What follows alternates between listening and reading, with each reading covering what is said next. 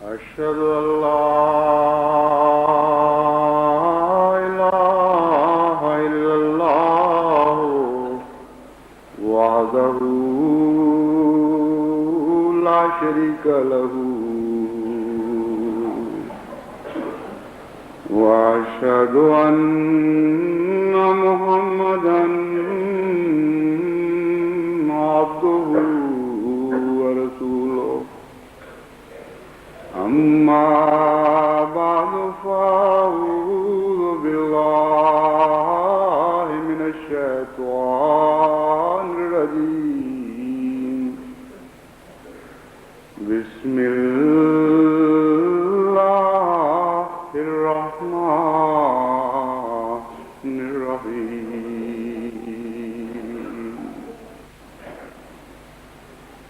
الحمد لله رب العالمين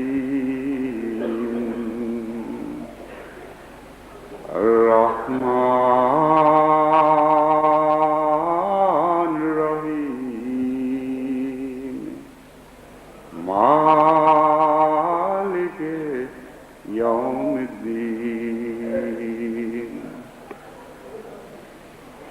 إياك نعبد وإياك نستعين اهدنا الصراط المستقيم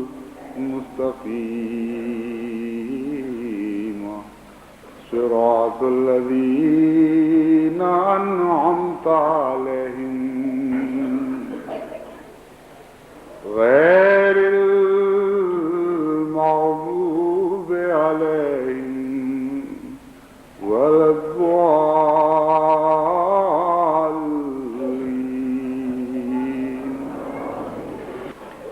گزشتہ خطبے میں نے قرآن کریم کی اس خوشخبری کا ذکر کیا تھا کہ خدا تعالیٰ کے وہ بندے جو اللہ کی راہ میں استقامت دکھاتے ہیں، اللہ تعالیٰ ان پر بکثرت فرشتے نازل فرماتا ہے، وہ انہیں تسلی دیتے ہیں، وہ غم نہ کرنے کی ہدایت کرتے ہیں اور خوف سے بے نیاز ہو جانے کا پیغام دیتے ہیں۔ وہ ان سے کہتے ہیں کہ ہم آئے تو ہیں لیکن تمہیں چھوڑ کر پھر چلے جانے کے لیے نہیں، بلکہ اب ہمیشہ ہم تمہارے ساتھ رہیں گے، اس دنیا میں بھی اور اس دنیا کی زندگی کے ختم ہو جانے کے بعد بھی۔ میں نے مختصراً ذکر کیا تھا کہ یہ فرشتے مختلف صورتوں میں مختلف قسم کے مقامات کے لوگوں کے لیے مختلف قسم کی خوشخبریاں لے کر آتے ہیں۔ تاریخ اسلام سے ثابت ہے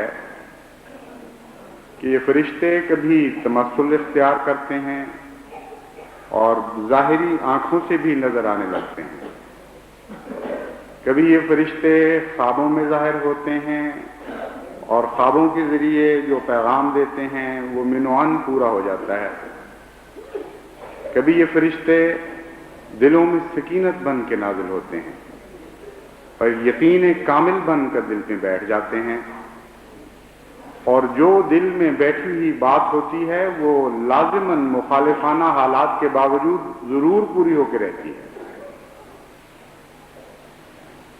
حضرت صلی اللہ علیہ وآلہ وسلم جب جنگ بدر میں شریک ہوئے تو اللہ تعالیٰ کی عطا کردہ خوشخبری کے مطابق مسومین فرشتے صحابہ حضور صلی اللہ علیہ وآلہ وسلم کے صحابہ کی مدد کے لیے آئے۔ حضور صلی اللہ علیہ وآلہ وسلم نے مسومین کی یہ تفسیر فرمائی کہ یہ ایسے فرشتے ہیں جو معلوم ہو جائیں گے، ان پر گویا نشان ہیں، کچھ علامتیں ہیں ان کی۔ چنانچہ صحابہ بیان کرتے ہیں کہ جنگ بدر میں جو فرشتے دیکھے گئے ان کے سر پر سبز پگڑیاں تھیں اور ایک یونیفارم تھی ان کی، اور تمام صحابہ نے مختلف حالتوں میں جب ان فرشتوں کو دیکھا تو اسی طرح سبز پگڑیوں کے ساتھ دیکھا، اور جب روایتیں اکٹھی ہوئیں تو سب تعجب میں پڑ گئے، مگر جیسا کہ یہاں حضور صلی اللہ علیہ وآلہ وسلم نے مسومین کی تفسیر فرمائی تھی، بعین ہی ویسا ہی مقدر تھا اور ویسا ہی ہوا۔ اسی طرح جنگ احد میں جو فرشتے دکھائی دیے ان کے سر پر بطور نشان سرخ پگڑیاں تھیں، اور اس میں کچھ غم کا پیغام بھی تھا، کیونکہ جتنا دکھ صحابہ کو حضور صلی اللہ علیہ وآلہ وسلم کے زخموں کی وجہ سے جنگ احد میں پہنچا ہے، ویسا دکھ حضور صلی اللہ علیہ وآلہ وسلم کی ساری زندگی میں کبھی صحابہ کو نہیں پہنچا۔ ایک غم کے بعد دوسرے غم کی خبر ان کو ملی اور وہ غموں سے نڈھال ہو گئے۔ بس اس غزوہ میں فرشتوں کی علامت میں بھی ایک ایسا رنگ چنا گیا جس رنگ میں غم اور خون اور دکھ کا پہلو شامل ہے۔ یہ فرشتے اجتماعی طور پر بھی صحابہ کو اپنی مدد کرتے ہوئے دکھائی دیے، اور انفرادی طور پر ایسی حالت میں بھی کہ ان کو پتہ نہیں تھا کہ یہ کیا ہو رہا ہے۔ چنانچہ جب حضرت عباس قیدی بنا کے لائے گئے تو حضرت صلی اللہ علیہ وآلہ وسلم کو بتایا گیا کہ حضرت عباس کو قیدی بنانے والے ابو یسر ہیں، اور ابو یسر ایک چھوٹے دبلے پتلے کمزور سے انسان تھے، اور شاید ان کی کنیت میں بھی اسی طرف اشارہ تھا۔ یسر کا مطلب ہے آسانی، تو یہ آسانی کا باپ ہے، ہلکا پھلکا آسان سا آدمی ہے، ہر آدمی اس سے نپٹ سکتا ہے۔ حضرت صلی اللہ علیہ وآلہ وسلم نے تعجب سے ابو الیسر کو مخاطب کر کے فرمایا کہ اے ابا یوسف، تم تو بہت کمزور اور ہلکے سے آدمی ہو، اور عباس بڑے مضبوط اور لہیم شہیم اور توانا اور بڑے جنگجو انسان ہیں، تم نے ان کو کس طرح قابو کیا؟ مجھے سناؤ۔ تو ابو یوسف نے کہا کہ یا رسول اللہ، میں نے کہاں قابو کیا تھا، یہ تو ایک آدمی آیا تھا بڑا مضبوط اور طاقتور، اس نے ان کو پکڑا، قابو کیا اور باندھ کے میرے سپرد کر دیا، تب میں لے کے آ گیا ہوں، میں نے تو نہیں کچھ کیا۔ رسول اللہ صلی اللہ علیہ وسلم نے فرمایا کہ اس کی نشانیاں تو بتاؤ، کس قسم کا آدمی تھا؟ انہوں نے عرض کیا کہ یا رسول اللہ، نہ میں نے کبھی پہلے دیکھا نہ بعد میں دیکھا، ہاں علامتیں اس کی یہ تھیں۔ تو حضور اکرم نے فرمایا ایک ملک کریم نے تمہاری مدد کی تھی، ایک معزز فرشتہ تھا جو خدا تعالیٰ نے تمہاری مدد کے لیے اتارا تھا۔ تو واقعتاً فرشتے تمثل بھی اختیار کر لیتے ہیں، اور بظاہر انسان کی شکل میں نظر آتے ہیں، جیسا کہ حضرت مریم کے متعلق فرمایا فَتَمَثَّلَ لَهَا بَشَرًا سَوِيًّا، فرشتے نے مریم کے لیے ایک نہایت ہی خوبصورت متوازن جسم والے انسان کا روپ دھارا اور اس کا ظاہر ہوا۔ حضرت صلی اللہ علیہ وآلہ وسلم کی زندگی میں مختلف وقتوں میں صحابہ نے ایسے نظارے دیکھے۔ چنانچہ ایک مرتبہ حضور اکرم صلی اللہ علیہ وآلہ وسلم مجلس میں تشریف فرما تھے تو ایک اجنبی نووارد مجلس میں حاضر ہوا، السلام علیکم کہا اور کچھ سوالات کیے اور اجازت لے کے چل پڑا۔ صحابہ بہت متعجب ہوئے کیونکہ وہ باہر سے آیا ہوا شخص تھا، لیکن اس کے چہرے پر کوئی تھکن کے آثار نہیں تھے، کوئی خاک نہیں تھی، کوئی کسی قسم کی سفر کی علامتیں نہیں تھیں، اور صاف ستھرے پاکیزہ کپڑے پہنے ہوئے تھے۔ تو صحابہ نے عرض کیا کہ یا رسول اللہ، اپنا خود حضور صلی اللہ علیہ وآلہ وسلم نے صحابہ کے تعجب کو دیکھ کر ان سے پوچھا تم جانتے ہو یہ کون تھا؟ انہوں نے عرض کی کہ یا رسول اللہ ہمیں تو علم نہیں۔ انہوں نے کہا یہ جبرائیل تھا جو تمہیں تعلیم دینے کی خاطر مجھ سے سوال کر رہا تھا۔ چنانچہ بعض صحابہ نکلے باہر اور دور تک گلیوں میں دیکھتے رہے، لیکن کسی انسان کا کوئی نشان نہیں ملا۔ تو صحابہ جو آئے ایک دفعہ، پھر انہوں نے ساتھ نہیں چھوڑا، اور صحابہ کے ساتھ حضور اکرم صلی اللہ علیہ وآلہ وسلم کی زندگی کے بعد بھی ان کی ولایت کا تعلق جاری رہا، انفرادی طور پر بھی اور اجتماعی طور پر بھی، کیونکہ صحابہ بے حد منکسر مزاج تھے، خوف کھاتے تھے کہ کہیں ان کے تعلق کی اطلاع دوسرے پا کر ان کے مقام کے متعلق زیادہ حسن ظنی نہ شروع کر دیں۔ اس لیے عموماً صحابہ اپنی واردات کو بیان نہیں کیا کرتے تھے، مگر بعض اجتماعی تاریخی ایسے واقعات بھی ہیں جن میں اور کئی گواہ ہوئے اور وہ تاریخ اسلام میں محفوظ چلے آ رہے ہیں۔ چنانچہ ایک مرتبہ جنگ ہو رہی تھی شمالی سرحد پر، اور حضرت عمر رضی اللہ تعالیٰ عنہ مدینے میں خطبہ دے رہے تھے۔ خطبہ دیتے دیتے اچانک آپ نے فرمایا، یا ساریت الجبل، یا ساریت الجبل، اور یہ بات کہہ کر پھر دوسرا خطبہ شروع کر دیا۔ ایک صحابی، ایک حاضر مجلس نے بعد میں عرض کیا کہ یا امیر المومنین، یہ آپ نے کیا بات کہی؟ حضرت عمر نے فرمایا کہ خطبہ دیتے دیتے اچانک میرے سامنے وہ منظر آ گیا جہاں مسلمان ساریہ جرنیل کے تحت لڑ رہے ہیں، اس کی سرداری میں، وہ سپہ سالار تھا، اس کی سرداری میں وہ فوج لشکر کشی کر رہی تھی۔ تو آپ نے فرمایا کہ میں نے دیکھا نظارہ، اور میں نے دیکھا کہ وہ پہاڑ سے ہٹے ہوئے ہیں، اور خطرہ تھا کہ دشمن ان کو گھیرے میں لے لے، کیونکہ دشمن کی تعداد عموماً زیادہ ہوا کرتی تھی مسلمان فوجیوں سے۔ تو اس خطرے کے پیش نظر بے اختیار میں نے اس کو ہدایت دی کہ یا ساریت الجبل، یا ساریت الجبل، اے ساریہ پہاڑ کے دامن میں آ جاؤ، پہاڑ کے دامن میں آ جاؤ۔ یہ بات ہوئی اور ختم ہو گئی۔ کچھ عرصے کے بعد ساریہ کی طرف سے ایک پیغام لانے والا خط لے کر آیا، اور اس میں یہ بات درج تھی۔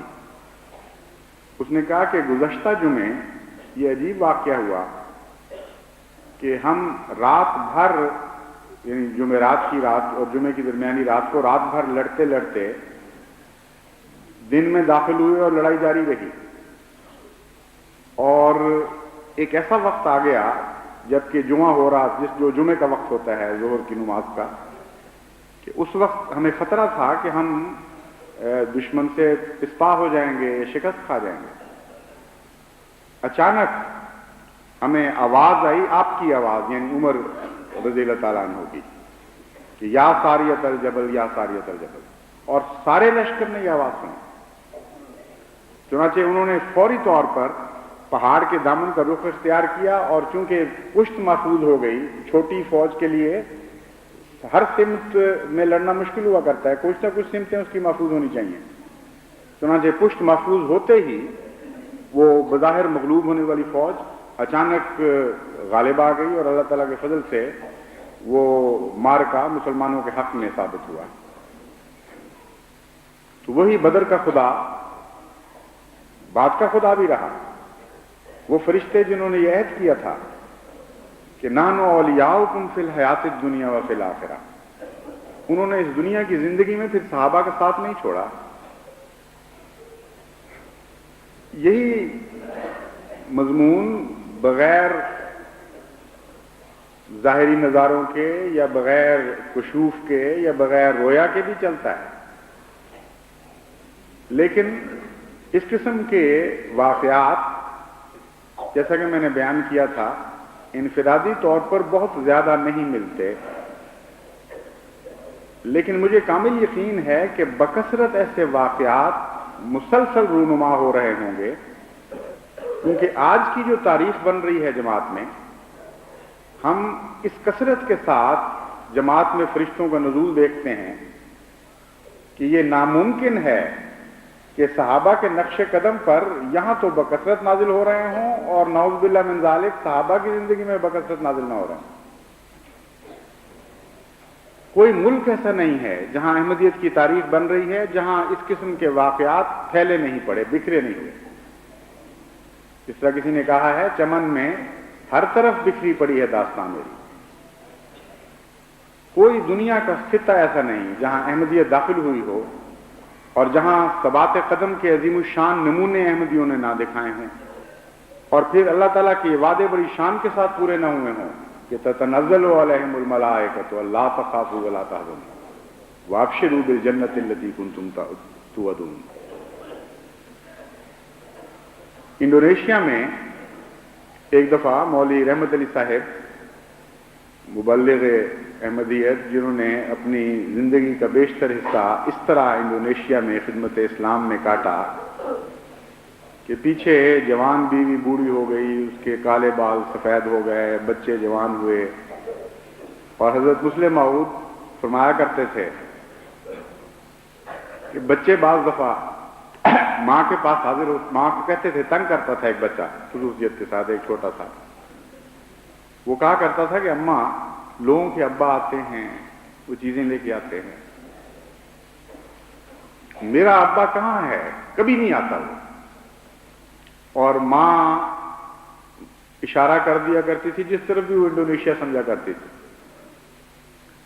اس کی آواز بھرا جاتی تھی، بول نہیں سکتی تھی، کہتے اب ہمارا باپ اس طرف ہے، وہاں سے آئے گا کسی وقت۔ اور اس حالت میں وہ بچہ جوان ہو گیا، اور بچپن میں جو باپ کی شفقت کا سایہ ہوتا ہے اس سے محروم رہ کے جوان ہوا۔ تو جتنی عظیم الشان قربانی کوئی خاندان خدا کی راہ میں دیتا ہے، اسی طرح اسی شان کے فرشتے اس پر نازل ہوا کرتے ہیں۔ بعض دفعہ یہ وہ لوگ ہیں جن کے منہ کی بات خدا سچی کر کے دکھاتا ہے، یہ پہلے کہتے ہیں اور فرشتوں کو بعد میں ان کی مطابقت کا حکم دیا جاتا ہے۔ چنانچہ ایک دفعہ مولوی رحمت علی صاحب جس مکان میں رہتے تھے وہ سارا محلہ لکڑی کے مکانوں کا بنا ہوا تھا، ایک طرف اس کے ایسی خوفناک آگ لگی کہ وہ پھیلتے پھیلتے ہوا کے رخ کے مطابق مولوی صاحب کے گھر کی طرف چل پڑی، اور جماعت کے پریشان حال ممبران وہاں پہنچے اور ان کی منتیں کی کہ مولوی صاحب آپ اس جگہ کو چھوڑ دیں، کم از کم سامان نکال لیں، بعد میں انسان جلدی سے بھاگ کے باہر جا سکتا ہے، یہ بہت ہی خطرناک آگ ہے جو نہیں چھوڑے گی، اور ہوا کا رخ ایسا ہے کہ لازماً اس نے آپ کے گھر تک پہنچنا ہی پہنچنا۔ مولوی صاحب نے کہا ہرگز سوال ہی نہیں پیدا ہوتا، میں تو اس آقا کا غلام ہوں جس کے متعلق اللہ تعالیٰ نے فرمایا آگ ہماری غلام بلکہ ہمارے غلاموں کے بھی غلام ہے، یہ آگ مجھے کچھ نہیں کہہ سکتی۔ بہت بڑا دعویٰ تھا، لیکن ایک بہت بڑے مومن کی زبان کا دعویٰ تھا، ایک ایسے مومن کی زبان کا دعویٰ تھا جس کے متعلق حضرت محمد مصطفیٰ صلی اللہ علیہ وآلہ وسلم کی یہ خوشخبری تھی، رب عشاء اخبارا لو اقسم علی اللہ لا برا، کہ خبردار ایسے بھی خدا کے درویش بندے ہیں جن کے پراگندہ بال ہوتے ہیں، خاک آلود ہوتے ہیں، مگر اگر وہ خدا پر قسم کھا جائیں تو خدا ضرور ان کی قسم کو پورا کرتا ہے۔ چنانچہ یہ انڈونیشیا کی تاریخ کا ایک درخشندہ واقعہ ہے، آگ بڑھتی رہی، سارے مکان جلا دیے، اور جب ان کے مکان کو اس کے شعلے چھونے لگے تو اچانک اتنی موسلا دھار بارش برسی ہے کہ ایک ذرہ بھی اس مکان کا نقصان نہیں کر سکی آگ، دیکھتے دیکھتے وہ شعلے بھسم ہو گئے۔ کچھ دوسروں کو بھسم کرنے کے لیے آگ ہوتی ہے، وہ آپ بھسم ہو گئی اللہ تعالیٰ کی رحمت کے پانی کے نتیجے سے۔ تو یہ بھی فرشتوں کا نزول ہم نے دیکھا جو دلوں میں داخل ہو جاتے ہیں، بیٹھ جاتے ہیں، اور ایسا ثبات قدم عطا کرتے ہیں کہ پھر گویا فرشتہ وہ ہو جاتا ہے جو بات کرنے والا ہے، اور فرشتے اس کی مطابقت کرتے ہیں، اور اللہ کی تقدیر انہیں پابند کر دیتی ہے کہ میرے ان بندوں کے قول کو سچا کر کے دکھانا۔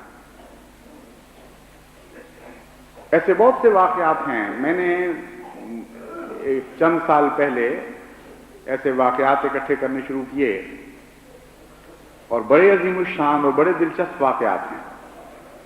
بہت قیمتی سرمایہ ہے احمدی تاریخ کا. آج ان میں سے 2 واقعات آپ کے سامنے رکھتا ہوں. ایک احمدی خاتون تھیں کسی گاؤں میں، کسی ملک میں. ان کے 3 یا 4 بچے تھے مختلف عمروں کے، تقریباً جوان تھے. گاؤں پر حملہ ہوا اور اس گاؤں میں وہ اکیلا گھر تھا، لیکن تھے اس قسم کے لوگ جن کے بڑے احسانات تھے گاؤں والوں پر، معزز اور کریم شمار ہوتے تھے. چنانچہ گاؤں والوں کی نظریں ان کے سامنے نیچی تھیں.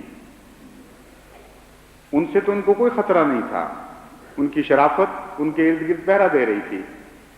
لیکن جب باہر کا حملہ ہوا اور ایک جتھا آیا تو اس وقت گاؤں والوں نے اپنی پناہ پیچھے کھینچ لی.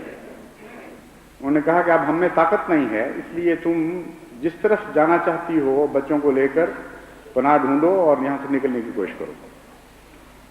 ماں نے کہا کیسا فرار؟ سوال ہی نہیں پیدا ہوتا. میرے خلیفہ کی آواز مجھے پہنچی ہے، خدا کے خلیفہ کی آواز میرے کانوں تک پہنچی ہے کہ اپنے گھروں میں بیٹھے رہو اور نہیں جانا یہاں سے. اس لیے تم بچوں کا کیا کہتے ہو؟ سوال ہی نہیں پیدا ہوتا. جو کچھ ہے اس راہ میں قربان ہو جائے، میں کروں گی نہیں یہاں سے. اور اس نے ایک عجیب حرکت کی. جس دن حملے کا خطرہ تھا، یعنی اطلاع تھی کہ اب وہ جتھا کہ حملہ کرے گا، اس صبح وہ اٹھی اور اپنے بچوں کو بہترین کپڑے پہنائے جو عید وغیرہ کے موقع پر یا شادی بیاہ کے موقع پر پہنائے جاتے ہیں. پھر اس نے سیویاں پکائیں جو دیہات میں عموماً عید کے موقع پر پکائی جاتی ہیں، اور بچوں کو خوب سجا بنا کر خوب اچھی خوراک دے کر اس نے کہا کہ دیکھو بچوں، حملہ ہونے والا ہے. تم 4 جوان ہو میرے، تم میں سے ایک بھی اگر زندہ پیٹھ دکھا کر واپس آیا تو میں اس کو کبھی اپنا دودھ نہیں بخشوں. جس طرح میں نے تمہاری عید بنائی ہے، تم میری عید بنانا، اور خدا کی راہ میں جانے دینا ہنستے ہوئے، مسکراتے ہوئے، اپنی چھاتیوں پر وار کھاتے ہوئے، پیٹھ پر نہیں.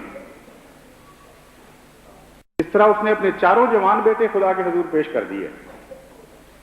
لیکن تتنزل علیہم الملائکہ کا وعدہ اس شان سے اس کے حق میں پورا ہوا کہ وہ گاؤں کے قریب آ کر مختلف دیہات کا جتھا ایک ایسی اغوا کے نتیجے میں لوٹ گیا کہ جس کی کوئی بھی حقیقت نہیں تھی. ان کو یہ خبر پہنچی کہ یہاں جو احمدی خاندان ہے اس کے بہت سے ساتھی بھی ہیں اور بہت ہتھیار بند ہیں اور بڑے بڑے خطرناک ہتھیار ان کے پاس اکٹھے ہوئے ہیں. اس لیے ان کے 4 مارے جائیں گے، تمہارے 100-150 مارے جائیں گے. اب اگر تم یہ دیکھ کر حملہ کرنا چاہتے ہو تو کرو. لیکن وہ واپس لوٹ گئے. بڑے بہادر لوگ ہیں وہ لڑنے والے جس علاقے کی میں بات کر رہا ہوں. یہ ان کے دل کا خوف نہیں تھا، یہ اللہ تعالیٰ کے فرشتے تھے جو ان کی باغیں موڑ رہے تھے. جب خدا کے فرشتے کسی قوم کی باغیں موڑ دیا کرتے ہیں تو ان کو استطاعت نہیں ہوتی اس رخ پر چلنے کی. ایک قصبے میں ایک احمدی خاتون تھیں، بیوہ اور اکیلی. ان کا بچہ بھی کوئی نہیں تھا. ارد گرد جب مکان جلنے شروع ہوئے، لوٹنے شروع ہوئے احمدیوں کے، تو ان کے دل میں بڑی حسرت پیدا ہوئی. انہوں نے کہا کہ یہ میری طرف رخ نہیں کر رہا ہے، کہیں میرا ایمان تو کمزور نہیں کہ خدا مجھے آزمائش میں نہیں ڈال رہا. ایسی بے قرار ہوئی کہ باہر نکل کر چوک میں واویلا شروع کر دیا کہ او ظالموں، تم نے میرے ایمان میں کیا کمزوری دیکھی ہے جو مجھے نہیں لوٹ رہے. میں بھی احمدی ہوں، خدا کی قسم احمدی ہوں، میں سچا سمجھتی ہوں اسے معاملے. اس لیے باقیوں کے گھر لوٹ کے ان کے دل ٹھنڈے کر رہے ہو، میرا گھر بھی لوٹو. اس سنجیدگی کے ساتھ، اس خلوص کے ساتھ اس کے دل کی یہ چیخ نکلی کہ چند دن کے بعد حملہ ہوا اور سارا مکان اور سامان سب کچھ جلا کے خاکستر کر دیا گیا، کھڑکیاں توڑ دی گئیں، شیشے دروازے سب جلا کر خاک کر دیے گئے، اور تقریباً گھر ملبے میں تبدیل ہو گیا۔ اس عورت کی جان بچائی۔ مختلف قسم کے حملے ہوتے ہیں، بعض دفعہ انسانی شرافت ایک حد سے آگے نہیں جاتی، یعنی انسانی ظلم ایک حد سے آگے نہیں بڑھتا، چنانچہ ان لوگوں نے اس گڑیا کے اوپر حملہ نہیں کیا۔ اس واقعہ کی کچھ دیر کے بعد وہ بڑی خوش تھی، بڑی مطمئن تھی۔ اس نے بلکہ یہ بھی اس کے متعلق آتا ہے کہ وہ اتنا اس نے خوشی کا اظہار کیا کہ ایک پوچھنے والے نے کہا کہ بی بی تو پاگل ہو گئی ہے؟ اس نے کہا پاگل نہیں ہوئی، میں نے دیکھا ہے میرا فلاں رشتہ دار تھا، وہ فلاں سن میں لوٹا گیا تھا اور چھوٹا سا تھڑا ہوتا تھا، چھوٹی سا اس کا کاروبار تھا، اب وہ لکھپتی ہے، تو میں نے تو اس خدا کے فضل نازل ہوتے دیکھے ہیں، میں اس لیے خوش ہو رہی ہوں کہ مجھ پر بھی خدا کا کوئی فضل ہونے والا ہے۔ اس کا ایک گمشدہ بیٹا تھا جو کئی سال سے کہیں جا چکا تھا اور لاپتہ تھا۔ اس واقعہ کے تھوڑی دیر کے بعد وہ گمشدہ بیٹا اس حالت میں آیا کہ اس نے باہر بہت دنیا کمائی ہوئی تھی۔ اول تو ماں کے لیے سب سے بڑی دولت اس کا بیٹا ہی ہوتی ہے جو گم ہو چکا ہو، لیکن اسی دولت پر خدا نے اکتفا نہیں کی۔ اس نے آ کے مکان کو دیکھا، اس نے کہا اماں میں تو یہ سوچ کے آیا تھا کہ تیرا پرانا مکان ڈھا کے اپنی ماں کو نیا مکان بنا کے دوں گا اور اپنے دل کی تمنائیں پوری کروں گا۔ اللہ کا کتنا احسان ہے کہ مجھے خرچ نہیں کرنا پڑا اس مکان کو برباد کرنے پر، دشمنوں نے خود کر دیا۔ اب کم پیسہ لگے گا میرا اس کو ڈیمولش کرنے پر، اس کو ختم کرنے پر، اکھیڑنے پر، اور پھر اللہ تعالیٰ نے فضل فرمایا اس جگہ اس کو بہت پیارا اور اچھا گھر اس کو بنا کے دیا۔ اس کثرت کے ساتھ یہ واقعات ہیں، محفوظ بھی اور غیر محفوظ بھی۔ کچھ اجتماعی شکل میں مسودات میں پڑے ہوئے ہیں، کچھ بے شمار جماعتوں میں پھیلے پڑے ہیں۔ ان واقعات کے بیان کا مقصود یہ ہے کہ جماعت کے پاس یہ امانت ہیں، اور خطرہ ہے کہ اگر اس امانت کی آج حفاظت نہ کی گئی تو یہ ضائع ہو جائے گی۔ یہ آپ کی اولادوں کی امانت ہے، آپ کے مستقبل کی امانت ہے، اور ان قربانی کرنے والوں کی امانت ہے جن کا نام زندہ رکھنا ہمارا فرض ہے۔ زندہ قومیں اپنے خدا کی راہ میں شہید ہونے والوں کو کبھی نہیں مرنے دیا کرتی، خدا کی راہ میں قربانی کرنے والوں کی یاد ہمیشہ زندہ رکھا کرتی ہیں تاکہ قیامت تک آئندہ آنے والی نسلیں ان کو دعائیں دیتی رہیں۔ اس لیے جس جس احمدی کے علم میں اس قسم کے واقعات ہیں وہ نظام کے تحت معین شہادتوں کے ساتھ مرکز سلسلہ کو بھجوانے کا انتظام کریں۔ اس میں صبر اور استقامت کا پہلو بھی ہو، ایسے واقعات چاہیے، اور پھر نزول ملائکہ کا پہلو بھی ہو۔ اور کوئی ایک ملک میرے مخاطب نہیں ہے، تمام دنیا میں جہاں جہاں بھی جماعت احمدیہ کا قیام ہے، اور یہ حقیقت ہے کہ اللہ تعالیٰ کے فضل سے آج جماعت احمدیہ پر سورج غروب نہیں ہوتا، تو ان سارے ممالک کے احمدی میرے مخاطب ہیں کہ جو کچھ انہوں نے اپنے باپ دادا سے سنا ہے اس کو بھی محفوظ کریں، جو انہوں نے اپنی آنکھوں سے خود ہوتے دیکھا ہے اس کو بھی محفوظ کریں، اور جہاں تک ممکن ہو شہادات سے مزین کر کے، اور جماعت کے عہدیداروں کی تصدیق کے ساتھ، یا جماعت اگر کہیں نہیں ہے تو وہ ویسے ہی مرکز کو اس کی اطلاع دیں، اور یہ دعا کریں کہ اللہ تعالیٰ حاسدین کے شر سے ان کو محفوظ رکھے۔ حاسدین کا شر بعض دفعہ ڈاک پر بھی حسد کرتا ہے، اور بس چلے تو اس قسم کے واقعات کو جہاں تک پہنچنا چاہیے اس سے پہلے ہی جلا دیتا ہے۔ یعنی بس حسد ایک عجیب چیز ہے، وہ گھر نہیں جلا سکتا تو خط جلا دیتا بیچارہ۔ اس لیے کوشش یہ کریں کہ آنے جانے والوں کے ہاتھ محفوظ طریق پر بھجوائیں، تاکہ یہ قیمتی سرمایہ ضائع نہ ہو جائے، وہ یہ سمجھ کریں کہ ہم نے بھجوا دیا ہے اور یہ پہنچا ہی نہ ہو۔ یہ وہ لوگ ہیں جن کے متعلق میں جیسا کہ بیان کیا، اللہ تعالیٰ فرماتا ہے تَتَنَزَّلُ عَلَيْهِمُ الْمَلَائِكَةُ، اور ملائکہ کا یہ وعدہ کہ ہم تمہارے ساتھ رہیں گے میں پورا ہوتا ہے، لیکن ایک اور پہلو میں بھی پورا ہوتا ہے جو زیادہ اہم ہے۔ یہ ہے کہ ملائکہ جس کے دوست ہوں ان کا تزکیہ کرتے ہیں، ان کا نفس پہلے کی نسبت ہمیشہ اور زیادہ پاک ہونے لگتا ہے،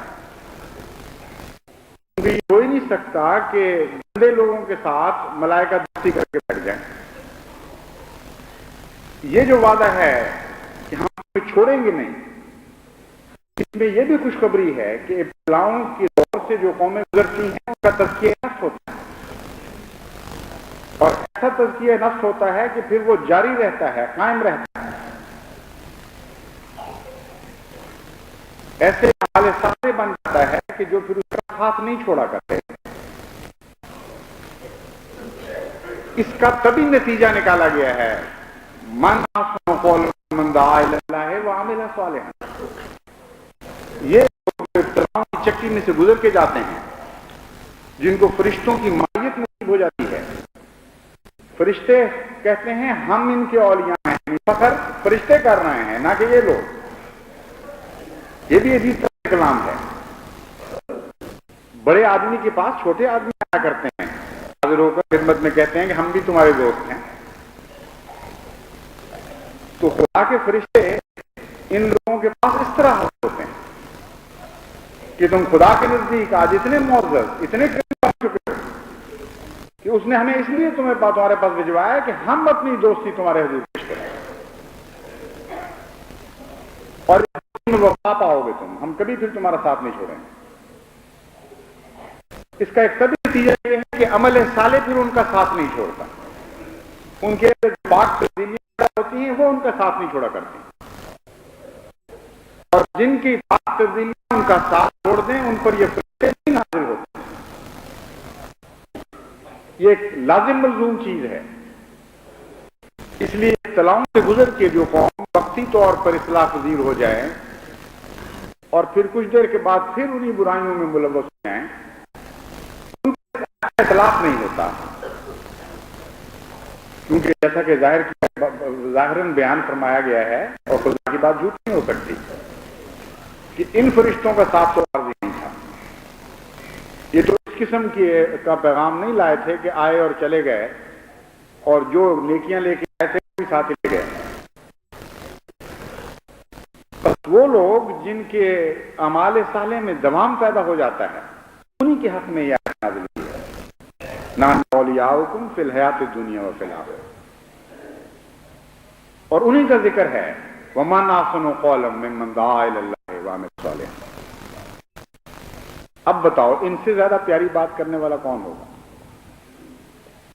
اعمال صالح سے ثابت کر رہے ہیں کہ یہ نیک لوگ ہیں اور خدا والے لوگ ہیں، پہلے ابتلاؤں سے گزرے ہوئے ہیں، آزمودہ کار ہیں، ان کے خطرات کو دیکھا ہوا ہے، آنکھوں میں آنکھیں ڈال کر ان سے گزرے ہوئے ہیں، ان کی تلخیوں کو برداشت کیا ہوا ہے، اور پھر ان تلخ درختوں کو جو خدا کی رحمت نے میٹھے پھل لگائے تھے ان سے لذت کیا نہیں ہو۔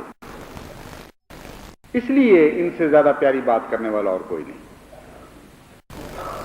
اس کے بعد ایک دور شروع ہوتا ہے، وہ کیا ہے وہ اگلی چند آیات میں بیان کیا گیا، لیکن انشاءاللہ تعالی وہ آئندہ خطبے میں بیان کروں گا، کیونکہ اب وقت زیادہ ہو رہا ہے اور ایک ہی مجلس میں ان آیات کے مختلف پہلو بیان نہیں کیے جا سکتے۔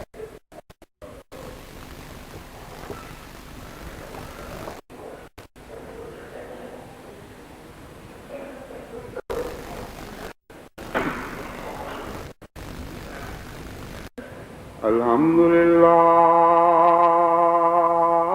نحمدہ ونستعینہ ونستغفرہ ونؤمن بہ ونتوکل علیہ ونعوذ باللہ شرور أنفسنا ومن سيئات أعمالنا ومن يهد الله فلا مضل له ومن يضلله فلا هادي له ونشهد أن لا إله إلا الله وحده لا شريك له ونشهد أن محمدا عبده ورسوله عباد الله رحمكم الله إن الله يأمر بالعدل والإحسان وإيتاء ذي القربى وينهى عن الفحشاء والمنكر والبغي يعظكم لعلكم تذكرون اذكروا الله يذكركم وادعوه يستجب لكم ولذكر